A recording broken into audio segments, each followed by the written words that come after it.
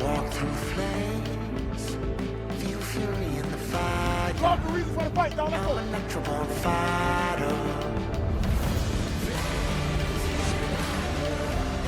Are you kidding me?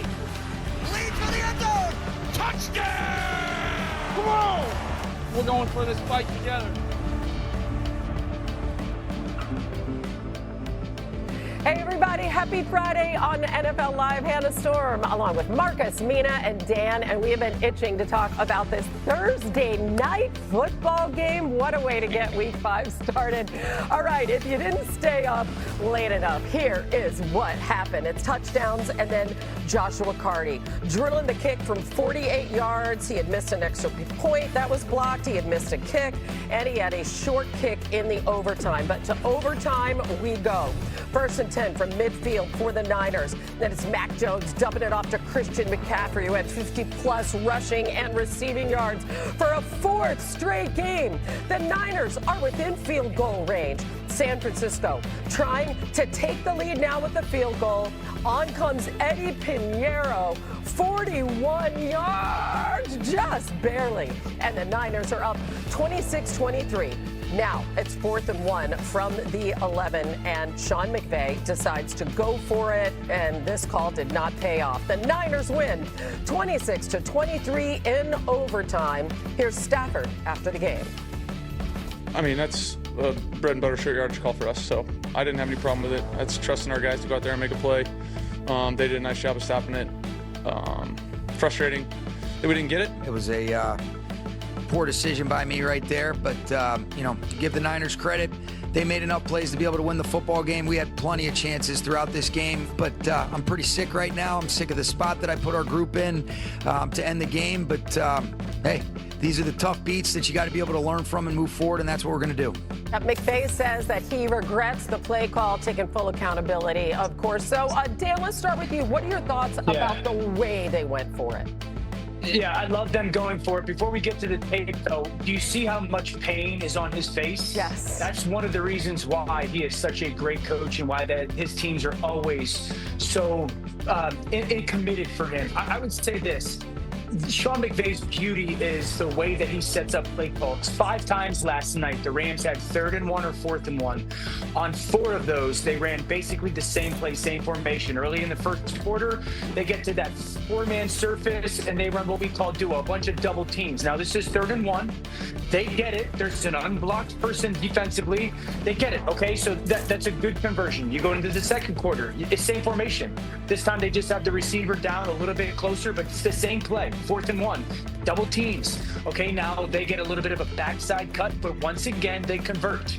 Remember, they only had this situation 5 times. So one time they threw it between Matthew Stafford and Devontae Adams. 4th quarter, a little bit earlier in the quarter, same formation, same play. Those double teams, 3rd and 1, they find a way to go convert it. And then in overtime, you would think it's the perfect time for a great play caller to just trick the defense. And I was shocked that they line up in the same formation and run the same play. And the fact that that safety triggers on it, I think in part is because he had seen that so much. I love him going for it. Sean McVay is one of the great play callers in the NFL. But I was just very surprised watching that backbone. Wow, in that situation, remember, 5 times on this situation, they ran the same exact play. I think in overtime it got him. That's a great point, Dan. First of all, I just love the fact that we're all in agreement about going for it and it's not a debate, because I feel like 5-10 years ago there would be a lot of people arguing the other side of this. But it's an important note that there was 3 minutes and 41 seconds left in the game, right? So it wouldn't have been the game-tying field goal per se. You're giving the Niners back a chance to drive the field, control the clock, with a chance to win with merely a field goal. So that is, I think, something we all accept and acknowledge, and we're good with it. As far as the play call goes, I think something with the Rams' run game really has jumped out to me. It's the most efficient rushing game in football, but a lot of that is predicated on facing light boxes because teams are so afraid of the threat of the pass. And you're asking a lot on those dual runs of your skill players. when you're expecting them to continue winning against stacked boxes, the likes of which they face there. And it's actually something that before this game, Dan, they had not been good at all. On short yardage runs, they've been 30th in the NFL and converting them going into this game. So I feel like a little bit of self-scouting. You talked about sort of within the game and thinking, let's go away from something we've done on previous plays. But I also think moving forward, this is not a team that is going to win that way. They don't win in their run game because of the dominance of their offensive line, and they do not have power backs. They win because of the passing game for the most part. Yeah. And that's why I think McVay probably, regrets what he did amongst other things. And 36 passing yards between the numbers. What stood out to you about his performance? That's exactly what jumped out to me, Hannah. The fact that Mac Jones was so confident in the middle of the field as a quarterback, and that shows poise. You also have to take chances. Dan has talked about this for a number of years since we've been together, is that when guys have the ability to throw across the middle of the field, it unlocks a lot about what you can do offensively. He was confident, he was poised, and look at this heat chart here that I asked for. Like, you can see where the dominance was, and I thought at some point the Los Angeles Rams would adjust and kind of try to take that away from him and force him outside the numbers, but he was consistent there all night, whether it was Christian McCaffrey, the highlight you showed of Kendrick Bourne, who had a phenomenal game as well. But all of these things kind of played into what Kyle Shanahan wanted from Mac Jones and where he wanted to play against this Ram defense. And a lot of it strictly boils down to the fact that you have such a tremendous amount of respect for this pass rush that you always wanted Mac Jones to have an out. You always wanted somebody, what caught my attention was running across his eyes, giving him an outlet in those specific areas. And Christian McCaffrey obviously being that one guy. But ultimately, I thought he dominated, and this offense with Kyle Shanahan dominated the middle of the field in the passing game. Yeah, this is the best game I've ever seen Mac Jones play as a professional. When it comes to seeing the field, playing fast, clear decisions, and the timing was absolutely off the charts. I mean, he made some throws while getting hit that were outstanding. This is a deep curl to the field. You're going to see 1, 2, 3, 4, 5. Hitch ball comes out right before he gets hit by that defensive lineman. Receiver just dropping his hips to get into his cut, and it's placed perfectly. You cannot do it better than that. That's a phenomenal throw by Mac Jones. A go route. He's going to catch the snap. He's on the left hash. He's going 1, 2, 3. Receiver and corner even. He doesn't trust the receiver's vertical speed down the field. Let me throw it the back shoulder. Ball comes out. Defensive back has absolutely no clue. That's elite timing. That's winning timing. This is a high-low in the middle of the field, something Marcus is just talking about. This is big time now, a little flash fake. Defender is at his feet, right? And he's going to throw this in-breaker right off as that receiver starts to curl. That ball's pinned on his chest. This looks like a big-time starting quarterback in the NFL. This is a cut split corner, right, Marcus? How good is this? Half roll. This ball comes out of his hands. Yeah. Again, defensive end bearing down on him. That corner, you just got to float it over him, but, like, make sure you don't put too much air on it. You're just bleeding him to the sideline. And now this is huge. Third down, you get a switch release. But the timing of these throws in muddy areas, in condensed coverages, is big time. And I was just so impressed by the timing that he played with. And I think it was a huge reason why, because, guys, I felt watching that game, it was almost like the Micah Dallas game the other night. You're sitting there going, how come they can't get home? And it was because he was playing so fast and getting the ball out so early. That was what I kept thinking during the game. Like, he's the perfect quarterback in this moment to beat this defense, right? Because the Rams have a terrific four-man rush, but behind that rush, there are weaknesses at linebacker and in the secondary, and really Mac Jones, what he had to do was play exactly like how he did, with exceptional timing and accuracy. He's been sped up as the game went on and he came back from the injury. His decision-making, coupled, of course, with Kyle Shanahan's excellent play calling, just fantastic. But the other player I wanted to highlight was Christian McCaffrey. Just going back and watching some of these plays on, so you get the tight end Tongas wide open, again, over the middle of the field. He truly is Kyle Shanahan's queen on the chessboard. And, as all of these players are being pulled out of the Niners and they're losing all of these guys to injury, a reminder that, to me, he remains the most important skill player on this team. Oh, yeah, 4-1 now, despite all those injuries. And, guys, that was an epic breakdown of a Thursday night game, I got to say. Our group text chain paid off big time. Breaking news coming up on NFL Live. Ravens quarterback Lamar Jackson has now been ruled out of the game this weekend. Strained hamstring during Sunday's loss at Kansas City.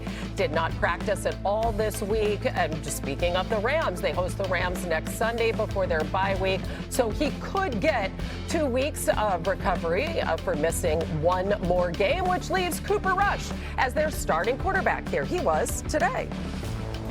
Kind of been here before. You know, whenever a franchise QB goes down, it's always sky is falling feeling everywhere you are, and it's normal. And you know, if you have to go out there on Sunday and do what you got to do, and it's nice knowing you had a whole week to prep for it. So things like that are good. Dan, Cooper Rush has had plenty of experience starting games as a backup in the NFL. What do you think about this game plan now as they face that Houston defense this weekend?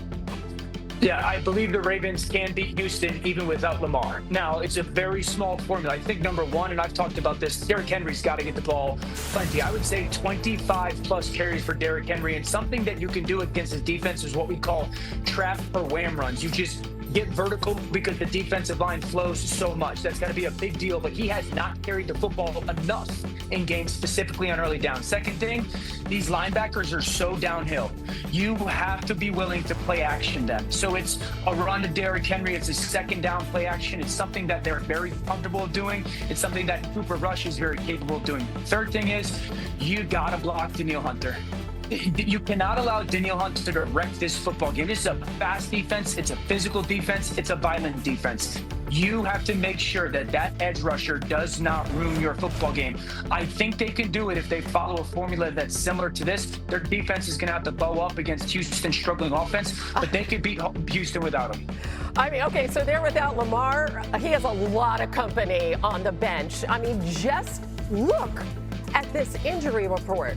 This is stunning. Check out some of the names that, okay, these are just guys who didn't practice today. Safety Kyle Hamilton, linebacker Roquan Smith, cornerback Marlon Humphrey, fullback Patrick Ricard, among many, many other. This is going to be tough. A loss would be the Ravens' worst 5 games. Bears have officially ruled out running back Bucky Irving, and Mike Evans also remains out as he deals with a hamstring injury. That's a tough 1-2 punch for the Bucs. One of the things to watch for as the Bucs travel to Seattle, how Baker Mayfield's deep ball matches up with that Hawks secondary. Mayfield has 5 passing touchdowns on throws of at least 20 yards downfield this season. That does lead the NFL. The Hawks defense has not allowed a touchdown all season on those throws, and to boot, they have 2 picks. So how do you see this going for the Hawks defense against that banged up Bucs offense, Swagoo? Yeah, listen, I think this is a big concern, and Bucky Irving not being in this game gives me a lot of contention when it comes to that front from Seattle. They did a tremendous job against Arizona with getting Kyler Murray on the field, and Mike McDaniel has been really good about has been really good about finding his opportunities to rush and also get Leonard Williams in situations where you can either isolate or have him be a part of the game, as you see here. This is late in the game against Kyler Murray.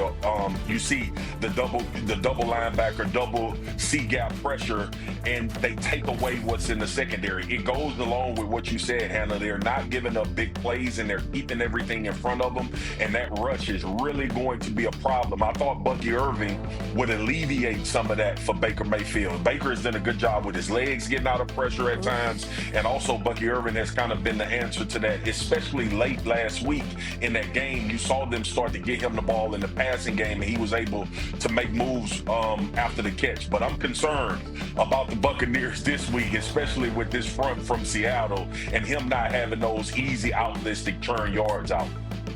Yeah, so for Tampa Bay to play well, they got to win the math game. And Mark is talking about those pressures, and it's really from Seattle's simulated pressures. And the big thing for Tampa, and this is for everybody going against this defense, is like, yes, you want to make sure that in protection you have a guy for a guy.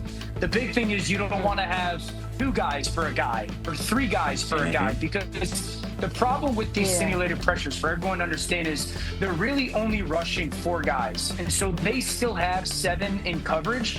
And what happens is offenses waste people in protection. So you'll get a tight end and a tackle and a guard blocking one person, and a back and a tackle blocking one person. And the reality is, yes, you want to make sure that you're good in your protection, but you really need that tight end in your back to get out, because